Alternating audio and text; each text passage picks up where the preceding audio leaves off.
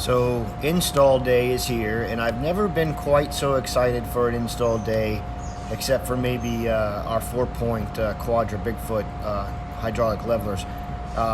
Today I'm going to install these SumoSprings, which so many of you already know about.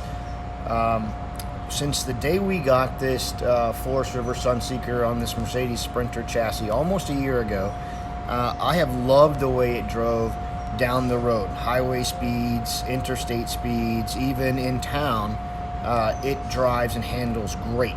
The one complaint I had is that when the rear wheels hit an uneven surface one wheel at a time, like a speed bump or the entrance or exit of a driveway or even a gas station entrance, there is a slow speed rock that a lot of people online refer to as a driveway rock even, that seems to oscillate. It takes 4 or 5 rocks back and forth to finally dampen. These Sprinters have quite a bit of travel on their leaf springs. They probably travel as close to 6 or 7 inches before they even touch the factory bump stocks. These SumoSprings, as many of you know, will replace those factory bump stocks and touch the top of the axle all the time to help dampen that.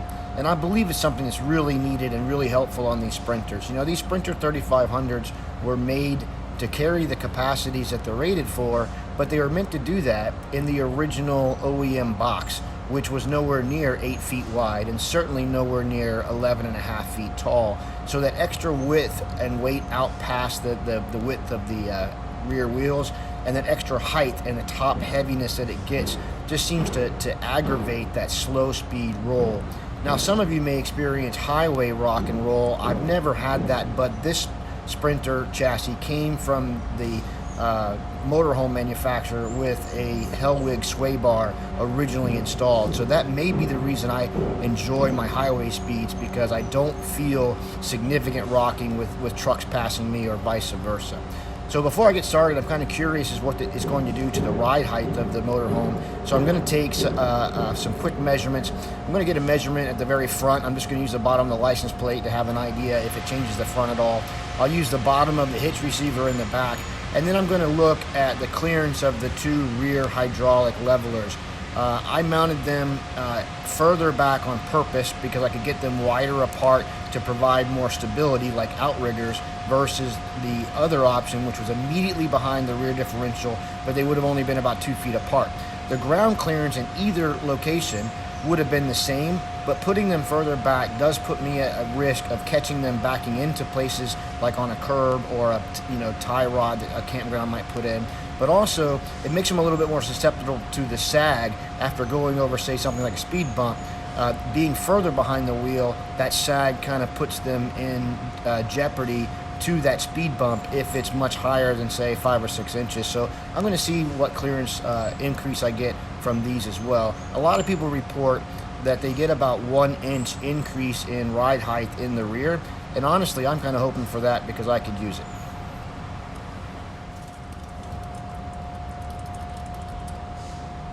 All right, looks like 15 1/4 right to the bottom of the license plate bracket. Obviously, here's the rear hitch. Looks like we have 16, to be very precise, 7/16. So 16 and 7/16. And here we have to the leading edge, which is a little lower than the back, 6.5, right at 6.5, with the snap-on pads, which add about an inch. All right, so since the SumoSprings ride on top of the axles, you normally need to raise the rear about an inch or so, I'm told, to get them in freely without having to try to struggle and compress them. So I'm going to use the leveling jacks that we have to do that.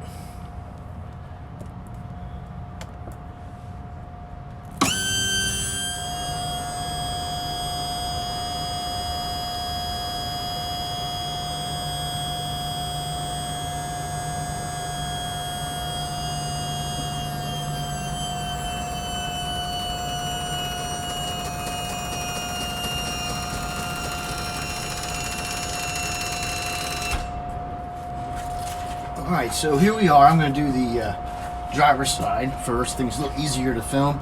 And from everything I've seen and been told, We should be able to pry this one out pretty easy just with a screwdriver. So I'm going to put this in here and just slowly pull that out. And just like we've been told, that came out really easy.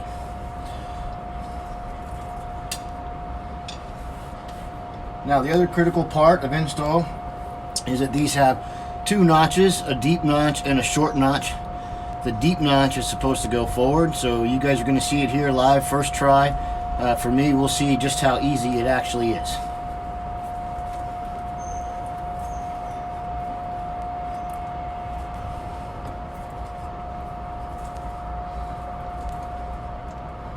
So it looks like I probably could have given myself a little bit more room on the clearance of the jack, but we got that in there. And now, just use a screwdriver to sort of carefully pry this rear tab up into the notch.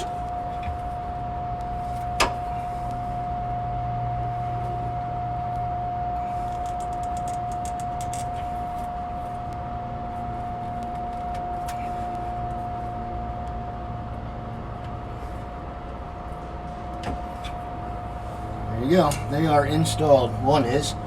And right now, if you can't see, I've probably got about 1.5 inches of clearance between the arc of the spring and the axle. They definitely have a little bit of room for travel, as you can see, but I don't think that's going to be an issue once they ride on the axle and find their home. That's one down. Now this position might prove to be a little more challenging because of the exhaust, but still have pretty good access.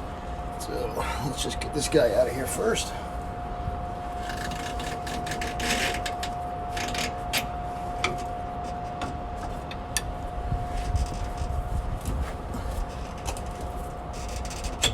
There we go.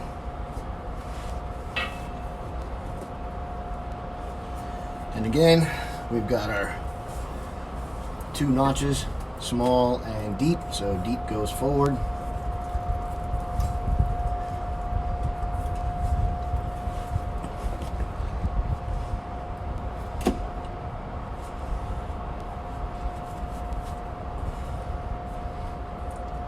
Just about through this one with my finger, but not quite.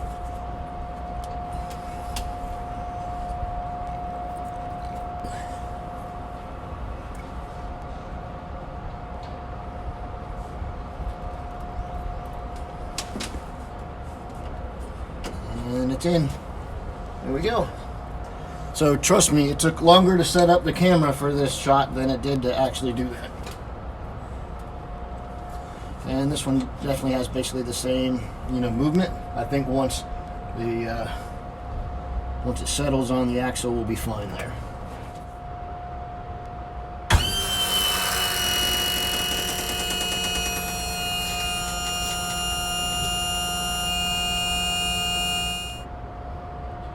So you might have saw when I came down, this sumo spring on the driver's side caught the lip of the bracket for the sway bar and stayed sort of crimped up.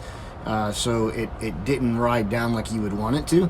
I've just bumped it back up a little bit and moved it over. Simple as that. It should slide down along the edge of this bracket and ride normal. The movement for the concave part of the spring to match with the convex arc of the axle is front to back, but there's really no side to side adjustment. I believe that once it gets alongside this bracket, it should be just fine.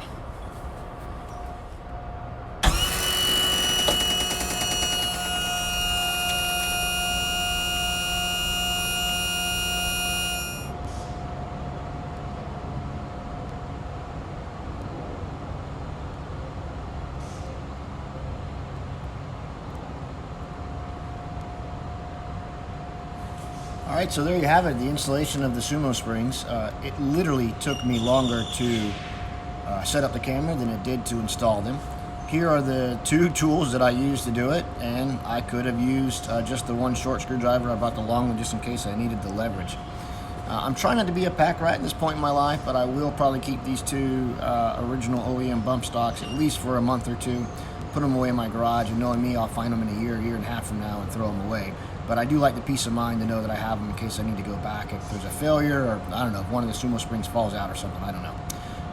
You know, I did measure them before and after. Took the measurements around the coach, and the front had no noticeable change at the license plate. The rear hitch, however, did go from 16 7/16 to 17 1/4. So looking at about a half an inch there, which I'm pretty pleased with. That's an improvement. The rear jacks, front and left right and left on the leading edge of them, they both raised about 1/4 of an inch, so I got a little bit more clearance there.